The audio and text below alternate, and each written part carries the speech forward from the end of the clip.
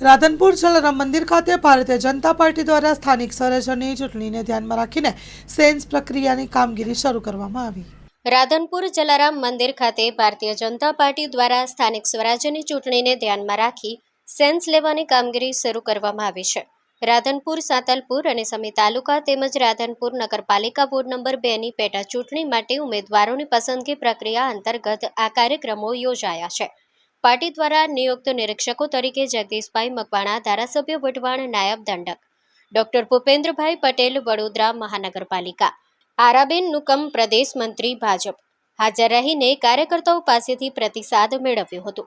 નોંધનીય છે કે ભાજપમાંથી ચૂંટણી લડવા માટે મોટી સંખ્યામાં કાર્યકર્તાઓ ઉમટી પડ્યા હોય છે, જેમાં તાલુકા પંચાયત અને જિલ્લા પંચાયતની સીટો માટે ઉમેદવારોનું રાફડું ફાટી નીકળ્યું છે।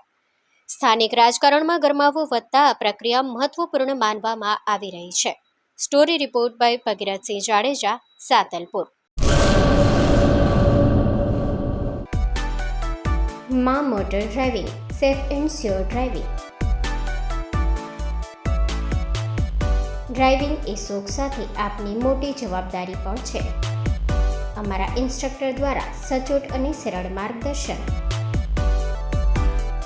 આપની રોજની તાલીમની માહિતી મેળવીને શું અધુરાશ છે એના ઉપર પૂરું ફોકસ કરાય છે।